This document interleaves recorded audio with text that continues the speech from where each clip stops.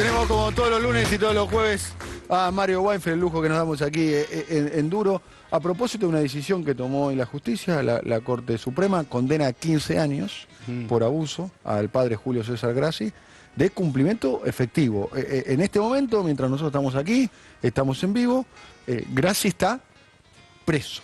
Exactamente, no tengo el dato estricto porque vine hace un rato, pero hay decisiones en escala de los tribunales sucesivas, de los tribunales de la provincia de Buenos Aires, primero el Tribunal Oral Federal, luego la Corte, y tras esa decisión vuelve con una consigna de la Cámara de Casación al Tribunal de Origen, que es el que resuelve esa cosa, el Tribunal Oral, para que resuelva qué hace con Grassi, y hoy el Tribunal Oral, en una audiencia bastante espectacular y bastante emocional, digamos, en la que Grassi... Televisada, además. Televisada, en la que Grassi inclusive habló e hizo una especie de descargo, la titular del tribunal, Mariana Maldonado, le dijo que iba preso a una cárcel en Ituzaingó para estar dentro de su diócesis, como respetando eso, una cuestión bastante opinable y particular, pero bueno, en todo caso, un gesto de respeto, pero que iba preso. Y el gran argumento era los riesgos, el poder que tiene Grassi, la conducta que ha tenido... Los riesgos de fuga, ¿no? Y los riesgos de fuga. O sea que estaba todo hecho, es más, ordenó la jueza que ahí mismo en el tribunal lo detuvieran, tuvo la delicadeza de decir que se fuera a una sala contigua como para no ponerle las esposas en el momento de la televisación, y estaba por salir. Cuando yo vine para acá, no doy fe si ya había salido, no importa, pero está por ocurrir. Ocurre esto tras un proceso que sabemos que es larguísimo. Hace como 4 años que ya hay condena firme, condena en primera instancia, ¿no? Condenas consecutivas para Grassi. 15 años es una condena muy severa, estamos en el equivalente de un homicidio calificado.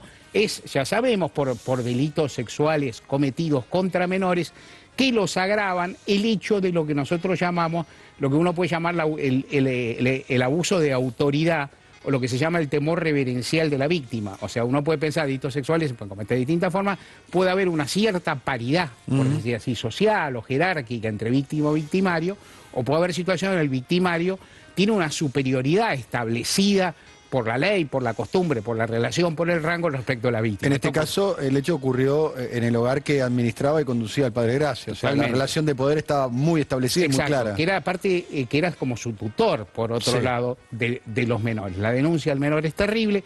Grassi la desmereció, dijo que era una causa armada. Vale la pena decir que en estos casos, que son tan dolorosos y tan difíciles para las víctimas, la estadística lo que comprueba no es que hay muchas declaraciones fraguadas, porque es muy terrible fraguar eso, es muy terrible para una persona decir algo, un chico, un pibe de barrio, no un pibe humilde, decir que has padecido eso, porque eso te somete, eso te puede someter a un nivel de estigmatización social. Te pueden decir que sos esto, que sos lo otro, que te gusta, que no te gusta, que qué sé yo. Es decir, es muy difícil. Son muy pocos los casos en que las víctimas fraguan declaraciones y son muchos más los que las víctimas callan por temor, por miedo, por vergüenza. Esto está recontra corroborado y demás.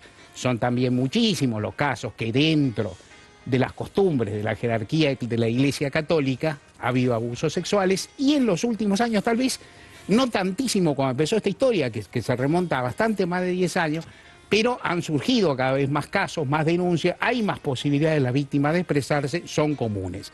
Digamos que el hecho de que estas conductas sean comunes no basta para condenar a Grassi en materia penal. O sea, la estadística no condena a nadie. O indicios. Claro, la estadística no condena a nadie. Hay 10, hay 100, hay 1000 sacerdotes en el mundo que han hecho tal o cual cosa, esto no prueba nada respecto a este sacerdote.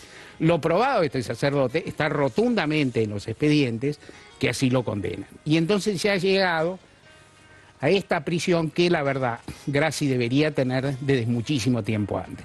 Porque la verdad que con 3 condenas por ese lapso, por 15 años y por ese tipo de delito, en la Argentina ni el 1% de las personas que están sometidas en tribunales deben andar libres. Es más, en la Argentina está lleno de personas que están presas sin condena. Si Grassi hubiese sido panadero o mecánico, seguramente hubiese cumplido hace años. Totalmente, y si hubiese sido menor, también le hubieran pedido mucho más, porque todo el mundo está pidiendo que los menores los encanen, los metan presos, le bajen la edad de imputabilidad y qué sé yo. Claro. Y cuando los menores son víctimas, que ya que estamos en materia penal, es más común que los menores sean víctimas que victimarios. Ahí sí tampoco la estadística te miente. Cuando un menor es víctima, parece haber una protección menor. Acá aparece un tema que políticamente es hiperrelevante, obviamente, que la protección que le ha dado la jerarquía de la Iglesia Católica, el paraguas de protección que le ha venido dando Graci ante todo este tiempo, que sin duda ha abarcado su costosísima defensa penal, pero que aparte tiene el rango de una defensa en los medios, en la esfera pública y demás. Tanto es así, Daniel, que hace pocos días un obispo, el obispo del Alto Valle de Río Negro, que creo que se llama Marcelo Cuenca, hizo una declaración diciendo, que, hace poquito, en este contexto, diciendo que la causa contra Graci está armada, que está armada por el poder económico, que es todo mentira, y contó algo que era conocido, pero lo volvió a plantear, que es que la Conferencia Episcopal Argentina le hizo llegar a él, como a todos los obispos, un frondoso material, un libro de más de 1000 páginas, donde hay una defensa acérrima de la figura de Graci para que la conozcan bien. Y él no dijo cuál era, pero todo indica que el libro es un libro que pidió a la Conferencia Episcopal Argentina a un jurista bastante... Ciafardini, ¿no? No, no, perdón. Sansinetti. Sansinetti, un penalista muy... Es un penalista, era un penalista muy garantista. Marcelo Sansinetti es un penalista de mucho prestigio, sí, profesor de la universidad. Ha hecho un libro que tiene en su obra un antecedente interesante, que es Sansinetti escribió otro libro en defensa de Alfredo Yabrán. Él hizo una defensa póstuma de Alfredo Yabrán. Jurídica, ¿no? Jurídica. También un volumen muy frondoso que en ese caso le había pedido a la familia. En este caso se lo pidió a la Conferencia Episcopal Argentina. Es un trabajo muy denso, confieso no haberlo leído. Todos dicen que es muy meduloso, pero que es una pieza notable en defensa, como es el caso de Yabrán, de una figura pública importantísima que está acusada de haber cometido delitos espantosos. Este material fue solicitado por la Conferencia Episcopal Argentina, lo dije, cuando su titular era Jorge Bergoglio, el cardenal Bergoglio. Lo interesante es que la Iglesia, que como dije antes, ha cambiado un poco el tono social respecto a estas cosas.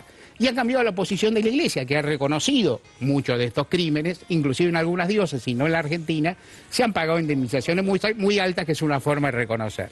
Y Bergoglio y el Papa Francisco ha planteado que es necesario reconocer errores, reconocer crímenes, reconocer... Instaló el tema. Instaló ese tema en el marco general de limpiar a la Iglesia, de mejorar a la Iglesia. La pregunta es, y el deseo es, si en tiempos del Papa Francisco la Iglesia argentina va a mejorar y va a reformar lo mucho de malo que hizo respecto de Graci en tiempo del cardenal Bergoglio. Muchas gracias, Gracias, Mario, interesantísimo escucharlo